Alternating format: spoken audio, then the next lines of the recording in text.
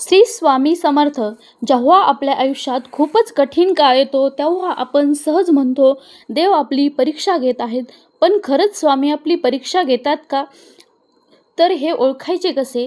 तर आज मी तुम्हाला या व्हिडिओमध्ये असे 3 संकेत सांगणार आहे, की जे आपल्याला सांगतात स्वामी समर्थ महाराज आपली परीक्षा घेतात. ते आपल्या भक्ताची परीक्षा वेगवेगळ्या प्रकारे घेतात. कधी सुखात तर कधी दुःखात तर अनपेक्षित संकटात. जर प्रत्येक परिस्थितीत तुमचा स्वामीवरचा विश्वास अढळ राहिला तर समजून जा तुम्ही स्वामींच्या परीक्षेत उत्तीर्ण झाला आहेत. पण अशा स्थितीत तुमचं मन थोडं जरी डगमगलं किंवा स्वामीवरील श्रद्धा कमी झाली किंवा विश्वास उडाला तर समजून जा की आपण स्वामींच्या या परीक्षेत अयशस्वी ठरतो.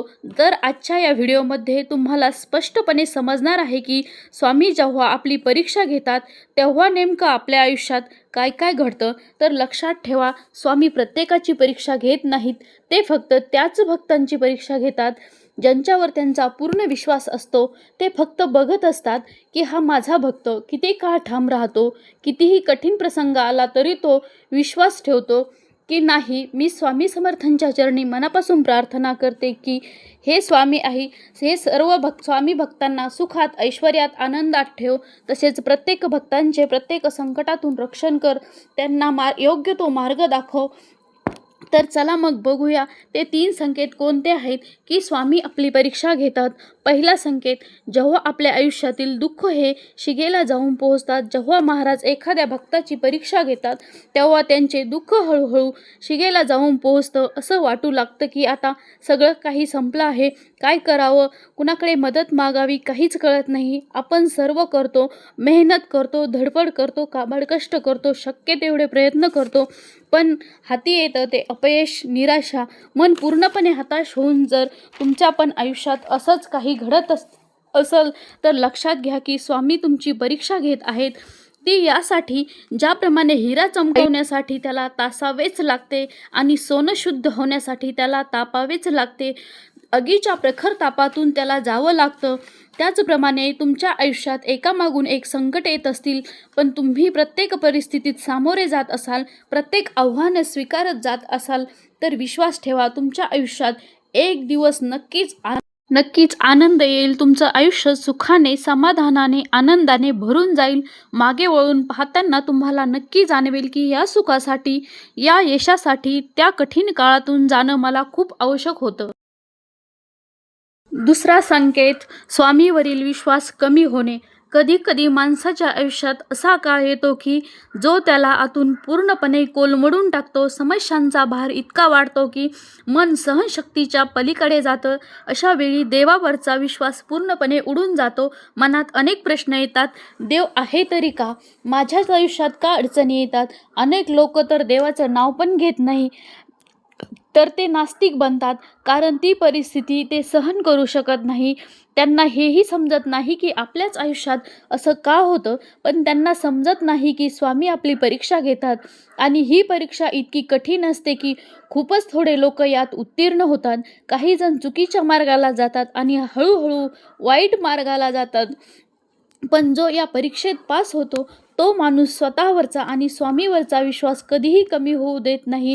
कितीही संकटे समोर आली, कितीही दुःख आली तर तो धैर्याने परिस्थितींचा सामना करतो. तो मनाला शांत ठेवण्याचा प्रयत्न करतो, संयम सोडत नाही आणि त्याच्या मनात एकच विचार असतो की स्वामी जे करतील ते माझ्या भल्यासाठीच करतील.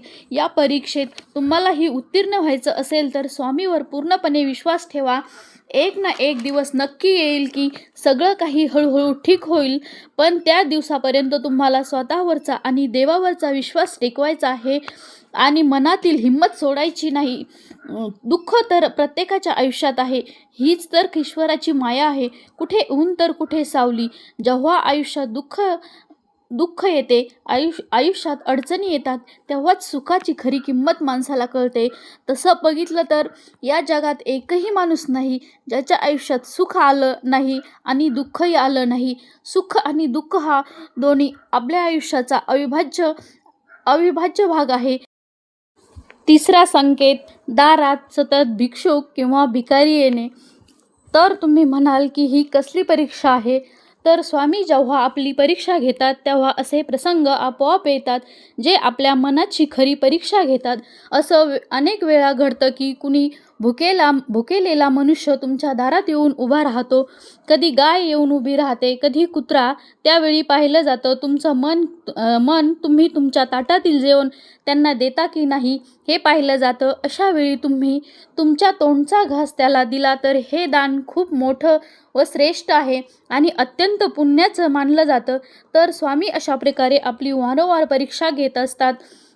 जर गरजू लोकांना आपल्यासमोर आणून उभं करतात आणि त्याच क्षणी जर तुम्हाला त्यांच्याविषयी मनात आपुलकी, प्रेम, करुणा जर तुमच्या मनात जागृत झाली तर तुम्ही स्वामींच्या परीक्षेत उत्तीर्ण झाला आहात. अनेक कथांमध्ये आपण ऐकलं आहे की स्वामी कधी मनुष्याच्या तर कधी प्राण्याच्या रूपात आपली परीक्षा घ्यायला येतात, स्वतः येत असतात. म्हणून अशा प्रकारे प्रत्येक वेळी गरजू व्यक्तींची व मुक्या प्राण्यांची मदत करा. असं केल्याने स्वामी प्रसन्न होतात आणि त्यांची कृपा सदैव तुमच्यावर टिकून राहते. व्हिडिओ आवडला असेल तर साई समर्थ या यूट्यूब चॅनलला सबस्क्राईब करा. तर भेटूया पुढच्या व्हिडिओमध्ये. श्री स्वामी समर्थ.